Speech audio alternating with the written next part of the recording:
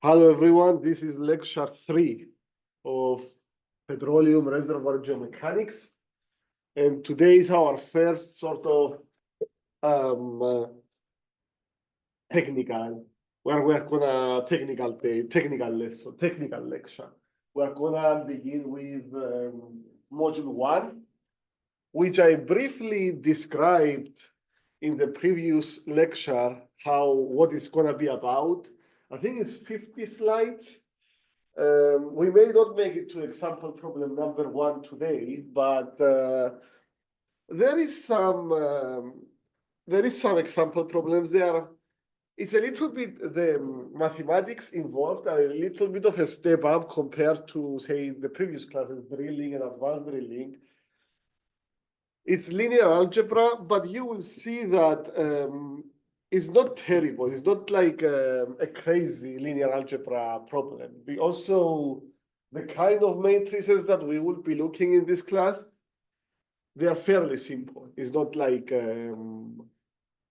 it's a very simple version because for stability purposes, the matrices are a certain way in geomechanics. So it's, I would say don't be intimidated by it. And I got some emails asking me about like what kind of mathematics are gonna be involved, etc., etc. It's nothing that you cannot learn or refresh your memory online. There is a lot of resources online, I would say, and I'm available. The TA is available. And I'm sure you have notes from your previous classes that could be helpful to look back into. Plus, there is a lot of resources online. And I will be also on the lookout if I find some nice video online. Maybe I will post it on the useful resources. So this module will basically be dealing with, let's just say that it's a nice shape, the microphone that we pass around if they talk, but I like that it's cube because it's basically what we call REV, representative element volume, something like that, REV. So when we model a stress field on an REV, basically we model a body, a continuous mass from continuum mechanics, which we're gonna get into. We're basically modeling many of those together, stacked together. And every one of those has stresses exerted on it. And this is what we would be dealing with, what we'll be talking about, basically. The stresses, external. This chapter is mostly, this module is mostly on external stresses acting on a body in the subsurface. Okay, so first question is, what is geomechanics? As we said, it's a very fundamental question. Your whole class is related to that. It's a synthetic word of Greek origin. It comes from the word "gi," which means earth, and mechaniki, which means mechanics, or engineering, if you will. It's basically mechanics of the earth. It's basically we are going to learn how force, motion, and matter behaves in regard to earth. And like I said 2 classes ago, we are basically relating stress to deformation. So what you learn in solid mechanics, we apply it to the earth subsurface. We have applications in several applications in petroleum engineering. There is drilling and wellbore stability. Some of this stuff you have seen in previous classes. Well completions, for sure. Completions is whatever takes place from drilling a well until it's put on production. Reservoir stimulation, which is part of well completions as well. Hydraulic fracturing has a lot to do with geomechanics. A lot to do with geomechanics. Reservoir injection and depletion. When we inject fluids down a reservoir, when we produce, we are impacting the rock, the reservoir rock, which is in the subsurface, and it changes stuff going on. We have implications in a lot of aspects Classic example is what goes on when you do saltwater disposal in Dallas, Oklahoma, because there have been regions of chronic saltwater disposal, SWD. They produce a lot of water, and then they have to deal with it, a lot of brine, basically salty water, and there is not much use for it. It's too expensive to desalinate it and sell it. You don't have much use for it. I mean, you may inject it for water flooding purposes in other reservoirs, but what they really do is they try to find a nice permeable formation in the subsurface, ideally deeper than where this water was extracted from, and they start injecting. And you inject, nothing happens, everything is okay, everything looks okay. But after years and years of injecting from multiple locations, you start getting earthquakes. And the earthquakes start, earthquake occurrence starts like ramping up. So they start to ask themselves, oh, what is it about? Is it hydraulic fracturing? Is it because of hydraulic fracturing? It was one of the original hypotheses, because these earthquakes were coming from locations of hydraulic fracture activity.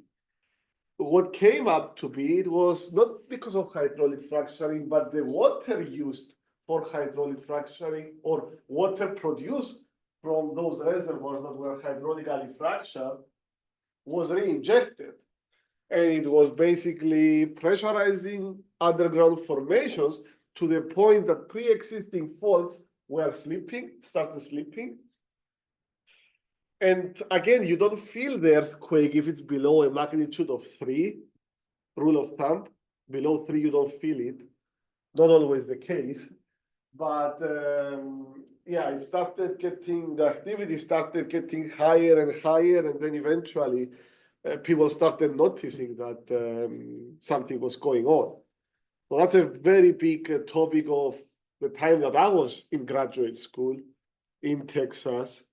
It started in Dallas, and then Oklahoma, Canada, and there are reasons why it did not happen in Williston as much, or if at all, geologic reasons, but which I'm not gonna go through, it's too long to explain, it would be too complicated. But yeah, I mean, it was a big thing. Fault reactivation due to saltwater disposal has been a major topic. Tangential non-oil and gas applications like geothermal, carbon sequestration.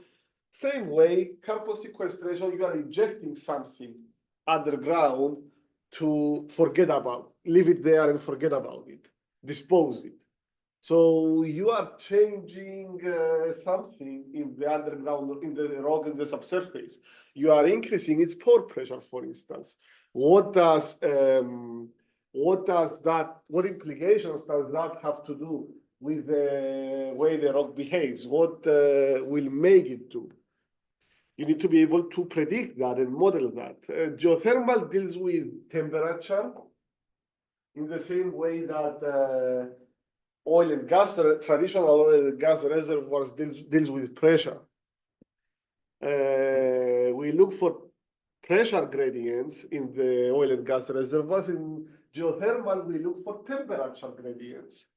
We want to have a big temperature difference between the injector well and the production well, so that we can make use of this heat cycle. It's so the same equation, just you replace the P with P.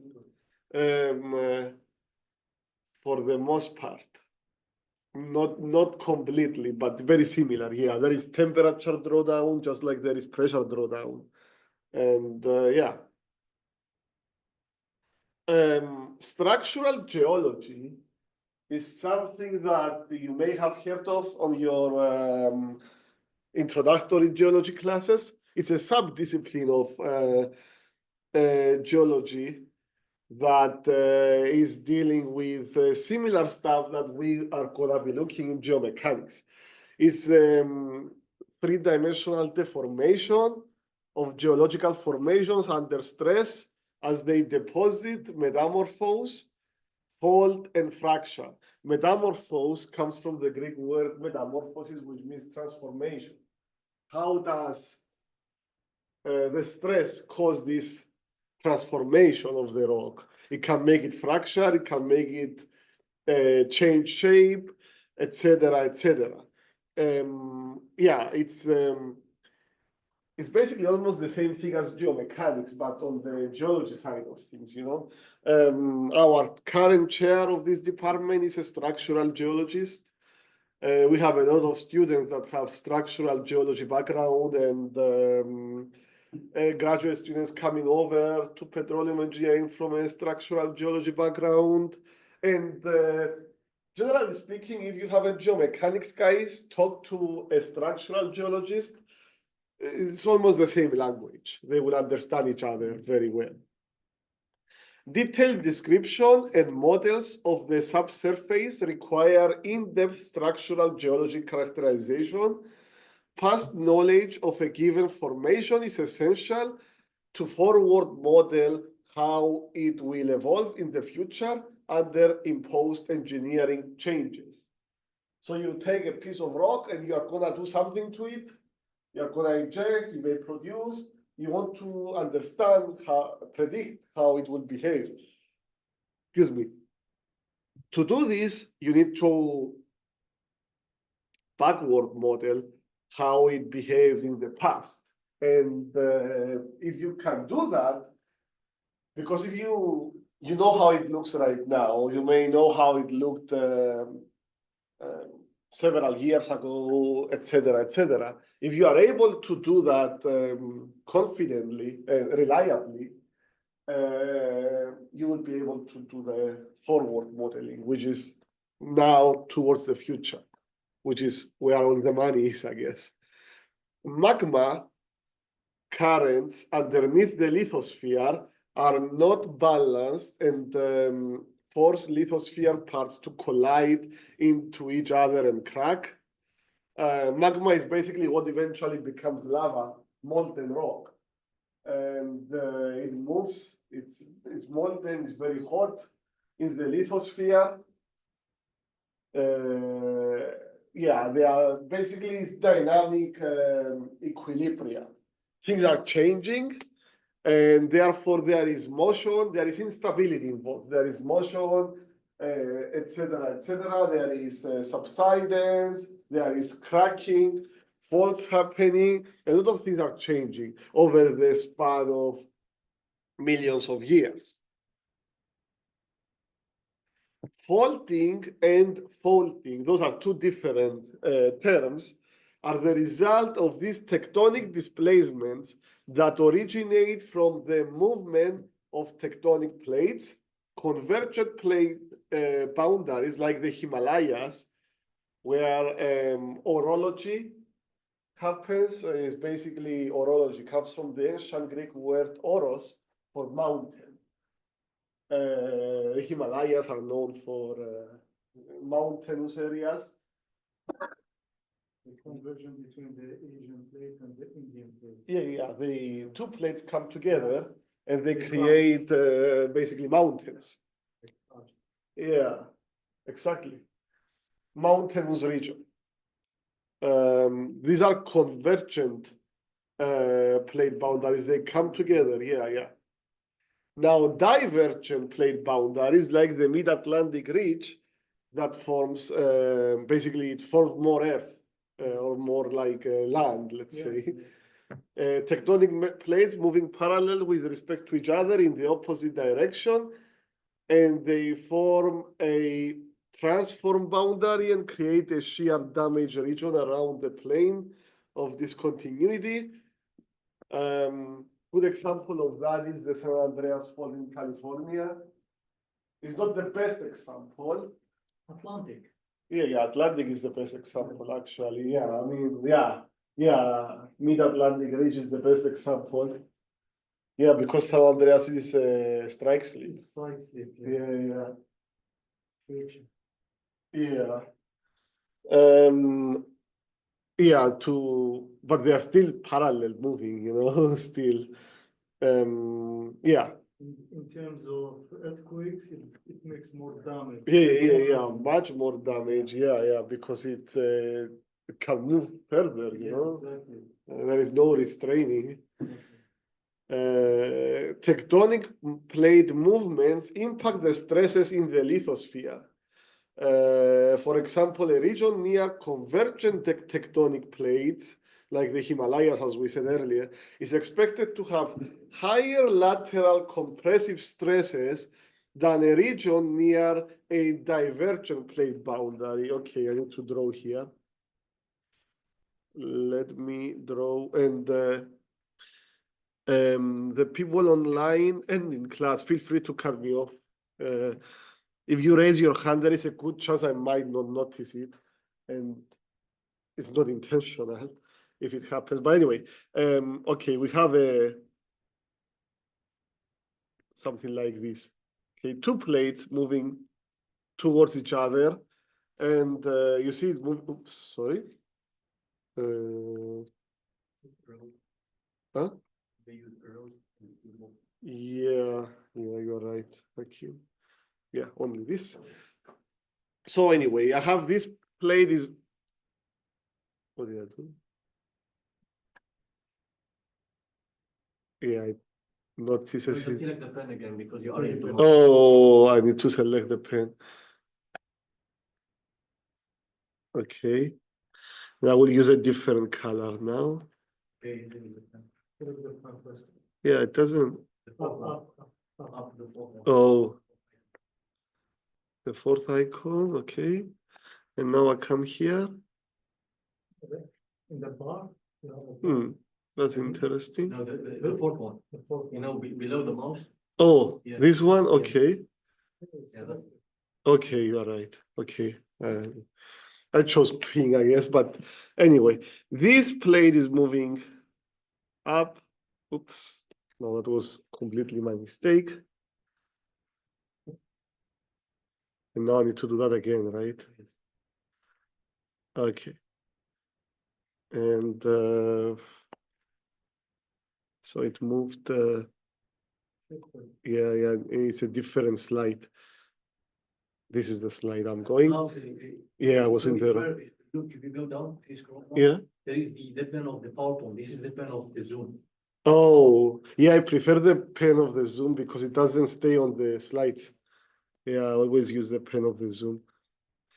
But anyway, yeah, and this plate is moving sort of. They create, this mountainous region here that I'm trying to say. And then you have the other option, which I need to go back to the brown color, that you have basically this, a plate moving in opposite directions, like one plate moving like this, another plate moving like this. They create new Earth here. Okay.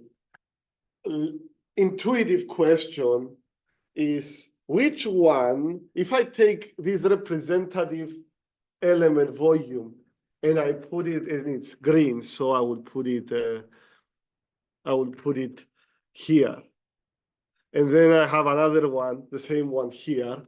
Let me color it. Which one will have the biggest stresses around it? The first one. Yeah. It's gonna feel, which one will feel the biggest stresses around it? On a convergent plane or a divergent plane? And like Malek said very correctly, the first one, the convergent. The first one, this one has a bigger stress, feels bigger stresses around it. Well, I want to do only the horizontal ones for another reason, but let's just say it's 2D right now. Yeah, that's basically the, yeah. So basically, you want to say that the areas that have convergent stresses, like for example, let's say Japan, which has like tectonic plates are converging, right? Yeah, So it has more stresses, confining stresses. confining like horizontal confining Yeah, stresses. yeah. But we are not at the horizontal and vertical Oh, yeah, yet. So like, yeah, the confinement that the REV will feel in a compressive stress environment would be higher. yeah. Yeah, very, very spot on. Now, gravity results in sedimentary layers that are mostly horizontal and parallel to each other at the time of deposition. Tectonic movements result in changes of lateral stresses, tectonic stresses, that deform the sedimentary layers. You certainly heard about the Steno's laws of stratigraphy. There is 4 of them. One of them is about the law of horizontal continuity. That means I have this bucket and I'm depositing, I have this bucket. I'm depositing sand in it over time. The sand would be purple. It would be deposited horizontally, right? Mhm. And then it will go higher and higher and higher. Okay. Now, tectonic movements, like we mentioned earlier, convergent and divergent boundaries, it causes the stresses that say, well, it's green. It makes the stresses in this sort of an REV inside to become bigger and bigger and bigger, or actually smaller and smaller if it's a divergent boundary. Gravity does play a role. I mean, the more sediment you have above you, the bigger the stress you feel from the top, right? And the bottom, Newton's third law of motion, etc., etc. Let me remove what I drew. So basically, the stresses here is like the force applied on a surface. Yeah. Yeah. Yeah, stress has PSI units. Yeah. And we'll see later deformation has really no units. It's unitless. It's kind of pressure for liquid, for fluids and stresses for solids. That's kind of. Is stress per unit area, which is Yeah. basically PSI. It's Yeah. dimensions of Those pressure. are PSI. I think pressure are more for fluids and stresses are for solids. Yeah, if they give you like a pound force, you divide where it's acting on. You divide if a 10,000 pound force are acting on this area. I just need to give you this area, and then you know the PSI. Yeah. Yeah. Ductile rock deformation leads to faulting in geotic, for example, anticline, with a gradual change in deformation without an apparent discontinuity. Brittle deformation leads to fractures and faulting, therefore a clear discontinuity in sedimentary layers. Hydrocarbon accumulations take advantage of faults and low permeability faults. They are acting as a trap for a rock. Imagine a liquid body of hydrocarbon moving over the years through rocks. Where is it gonna get stuck? It's gonna get stuck in a low permeability trap. Yeah. Something that doesn't let the fluid move anymore. In the first class, undergraduate drilling, on last Thursday, we talked about somebody who in 1900s was working with salt. And he kept finding oil underneath salt. So he started thinking, what about if I do the opposite? I look for oil under the salt, you know? So he thought of oil as being a trap. And he talked to a geology professor, actually a structural geologist guy in the University of Texas. And they thought about this place in East Texas called Beaumont. There was a hill called the Spindle Top. And it was an anticline, it was a salt deposit. And he said, it looks like a good trap for oil. How about I look below it look below the salt for oil? And he drilled there, and he was ready to give up.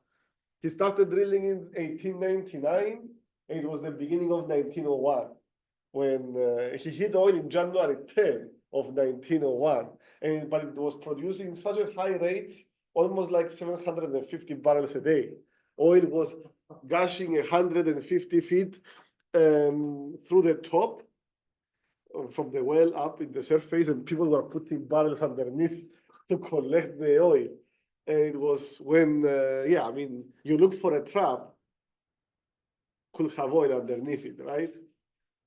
Now, another two important terms that we have here that I want to point your attention to is these two words, ductile and brittle.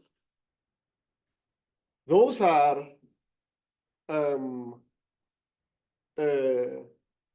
guess, virtually the opposite, but I know that the chair wouldn't like it if the chair says that if something is more ductile, it doesn't mean that it's more brittle. It's like if you get too technical, it's not exactly the same. Yeah.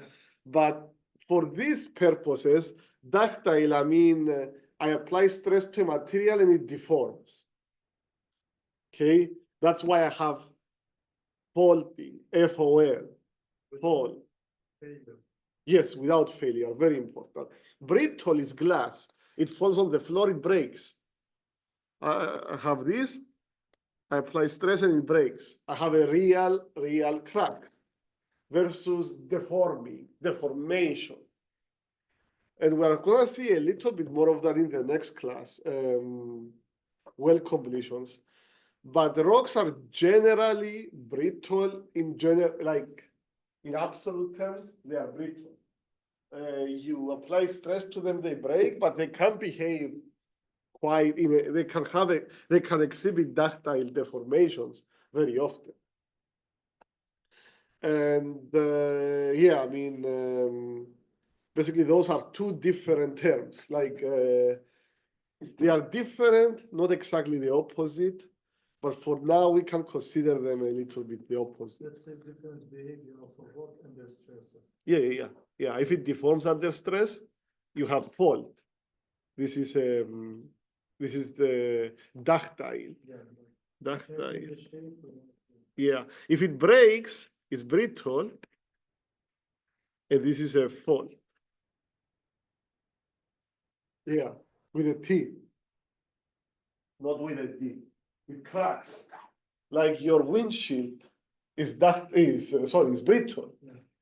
You make a small crack with a rock, and then that crack propagates, especially if the temperature changes. Let's see, plaster, Plastic. the things that the kids are playing, Yeah, more. the molding Yeah. thing, what's the name? Something that, Message.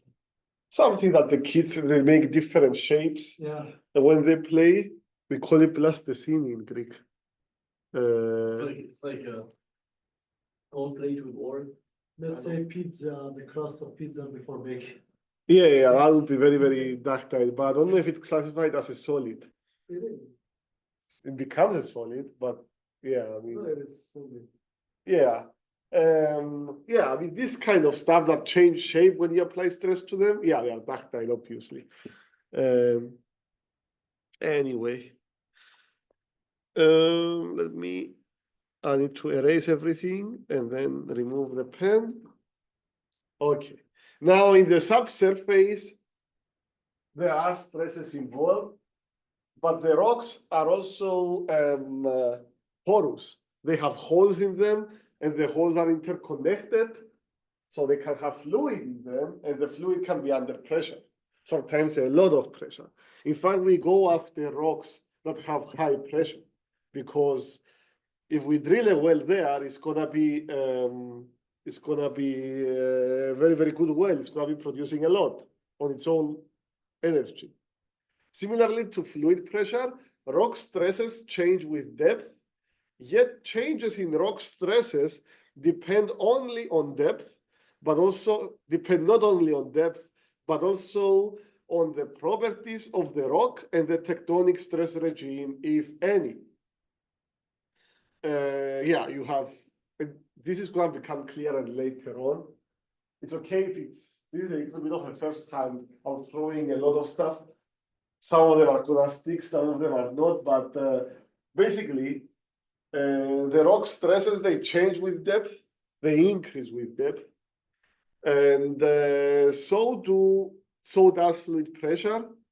It doesn't always increases, it can decrease,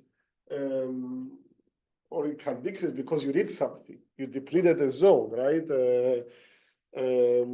Because of human influence. But yeah, they do also the properties of the rock. And when I say properties of the rock, think of mechanical properties, things like stuff that you learn in solid mechanics, like the Young's modulus, Poisson's ratio, etc., etc. They do affect subsurface stresses and pore pressure. And we're going to see why. The calculation of horizontal stress requires a mechanical model, like plane strain, linear elasticity. These are the simplest models that you can get. It's basically, you start from Hooke's law that we learn in physics, and you apply it in 3 dimensions, and you go from there. Plane strain is a simplification. It's good for us because we are interested about wells, and wells are very, very long, but very, very narrow.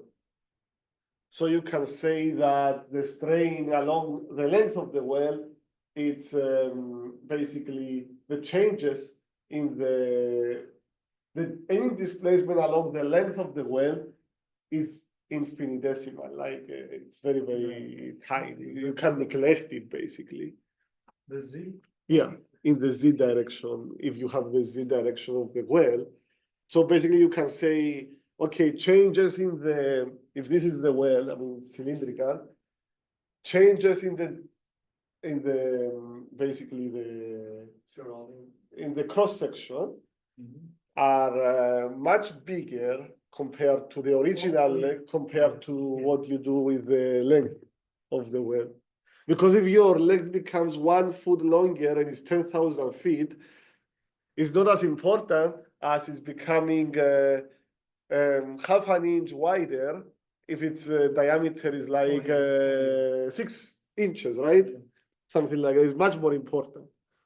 The strains, mathematically speaking, and don't worry if you haven't heard about strains yet, is much higher. Yeah, pore pressure, fluid pressure inside the rock pores act against any overburden and tectonic stresses. So basically, you know, fluid pressure, it acts in every direction, right? So it acts against anything, like horizontal, vertical stresses, etc., etc. So if I say that this rock has 6,500 psi fluid pressure, this 6,500 psi acts in every direction. Whereas the tectonic stresses, they act a certain way, vertical, horizontal, and we're going to talk about that. Now, we have 5 more minutes, and we will dedicate them to talk about the 3 in situ principal stresses. Now, in situ is a Latin term for in place. Okay, so I have this REV is 8,000 feet underground. There are some stress acting on it. They are in situ stresses. They are acting, they are external stresses. They are coming from, they are originating from things outside of the REV, external to the REV. And in general, in the Earth, well, that's the main difference that we are gonna make from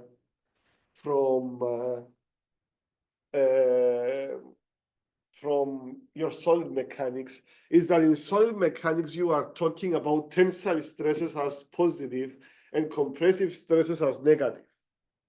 in geomechanics, because we deal with the subsurface, almost every stress that we will encounter is compressive.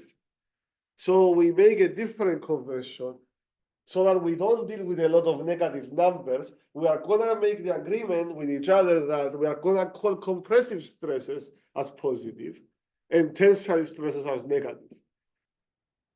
And any other engineer you talk to that is working with surface problems on the surface, like aerospace engineer, mechanical engineer, most of mechanical engineer, civil engineer and mining engineer may be doing the same thing as us. But in general, every other engineering discipline will be having tensile stresses as positive, compressive stresses as negative.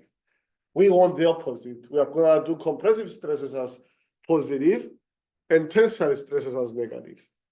Otherwise, we are going to be dealing with a lot of negative signs, and yeah, we are going to give up, you know?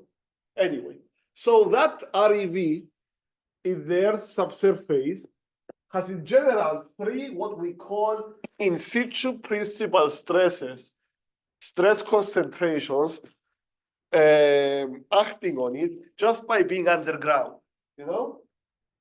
Okay, those three stresses, in situ principal stresses, are mutually orthogonal. That means they are all in 90-degree angles of each other.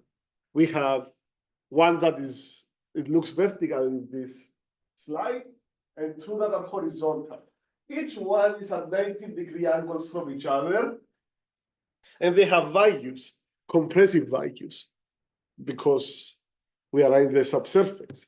We are going to call the most compressive of all S1. We are going to call the least compressive of all S3, and the intermediate one, we are going to call it S2. Okay, so I have three stresses, all at 90-degree angles from each other, and they are all compressive. And say that just to put numbers in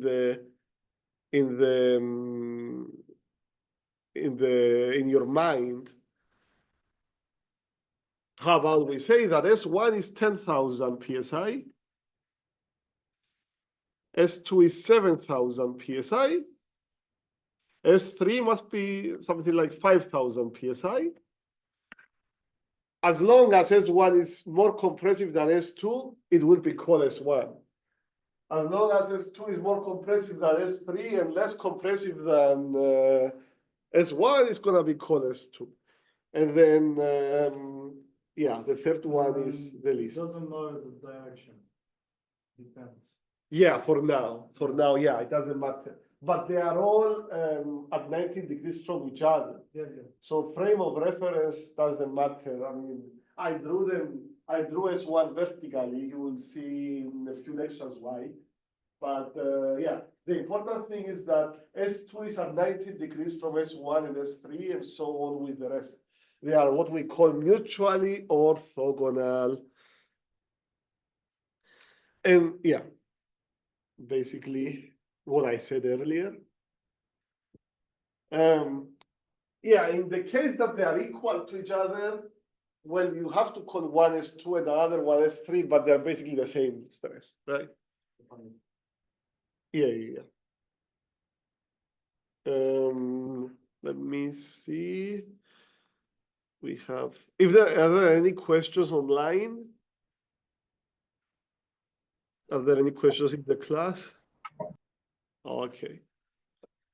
We have a few minutes since we started late. I think you can give them another example, but S1 is showing this S2, just with the value. Increase the value? Yeah. Also, you want the S2 to move? Yeah. Okay. Just draw another one similar and just change the S. Okay, let me get the pen.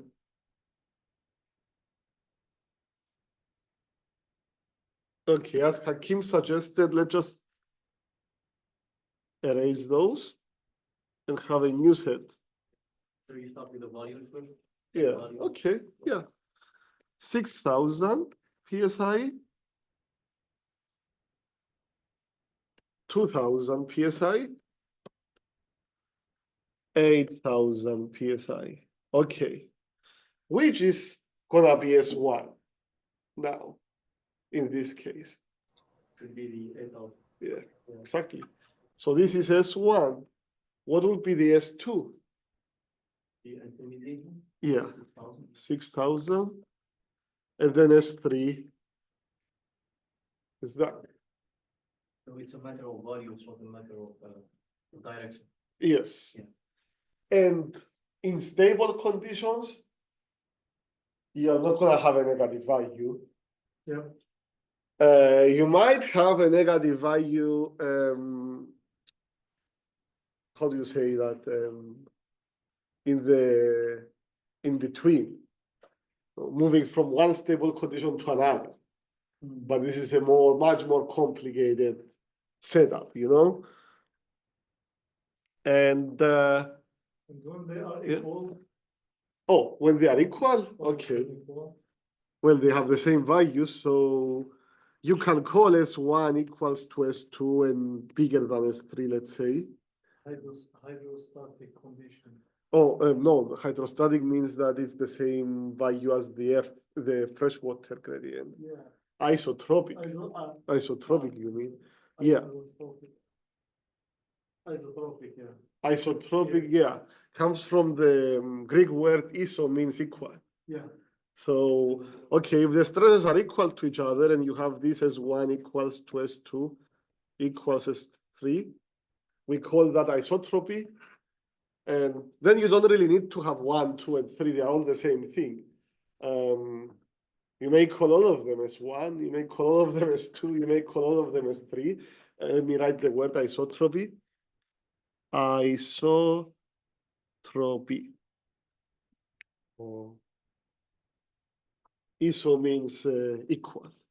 Anisotropy is what. Yeah, anisotropy is the anisotropy means Non-equal. non-equal. Yeah, unequal. This is the case that I had originally in the slide, and the case that I drew after Hakim suggested is anisotropy. They are not equal. So I have S1, I have S2, I have S3. I do not have, yeah, it's not equal. It's not equal. And yeah, any questions? Okay. This last slide for today. Discussing why we call them principal in the future slides. Yeah, in the principal directions, yeah. Frame of reference, yeah, matters. Now, geological indicators of the subsurface stresses and their direction. Okay, we talk about the stresses, and we said that they are mutually orthogonal to each other, but how do I know how big they are and what direction they are? Okay, I need to know their direction and their magnitude. Paleo stress direction comes from the geological formations can be indicators of paleo stress direction. Paleo is a Greek word that means ancient. Yeah, old actually. Yeah, it's the opposite of neo, which means new. It can give me an indication of the way the stresses were in the long time ago. Yeah. If I see a geologic formation a certain way, I can tell, okay, the stresses here were like this million years ago, etc., etc. Nevertheless, the paleo stress may be different from the current stress state in terms of magnitude and direction. You may have reoriented the stresses because of something that happened. The magnitudes may have changed because of natural activity or even human activity. Maybe because you depleted the reservoir, maybe because you injected, maybe you did, maybe the earth did something. Yeah, the tectonic of the area change. Yeah, exactly. Yeah, the orientation of fault planes is an indicator of the stress, of the state of the stress that caused the fault. The faulting direction gives an idea of the horizontal stress that produce such fault. And I'm going through those fast. I'm going to explain them later or next class in more detail. Most natural fractures, as we call it, are posterior indicators of shear or open mode fracturing. We're going to talk about that. Posterior means in the aftermath. They are helping us look backwards. Okay, I have natural fractures here. It tells me that something happened before in terms of shear mode fracturing. And earthquake focal mechanisms indicate the polarity of waves emitted by rock failure, with rock failure also related to the orientation of the stress state. Basically, if I have earthquakes, I can tell something that I can look back. It tells me something that happened in the past or events that took place in the past over a long time. Same thing with faults with D, and same thing with faults with T. Sometimes you drive through the national parks and you see like bedding planes on mountains. It tells you something about the past. How was sediment deposited? Same thing with faults. Same thing with faults with T, when you have cracks, etc., etc. And dikes with an I is basically fractures that were made by molten rock that moved and then eventually solidified. Yeah, batholith. Yeah. Batholith is like more like a massive chamber of magma that it's an intrusion inside the sedimentary rock. Exactly. Yeah, dike is more like you have a fracture. And Yeah, filled with molten rock, which solidifies. Yeah. Yeah, and when we do hydraulic fracturing, we basically do dikes with fluid. Exactly. Yeah, it's exactly the same thing. Exactly. And I have to stop the class because the next one is waiting. Yeah, it wasn't my fault that we started a little bit late today. The previous professor was staying longer, so I want to leave on time. But yeah, I will carry on Wednesday more about that. Friday. Yeah, Friday. Sorry. Friday. Sorry. Yeah, my bad.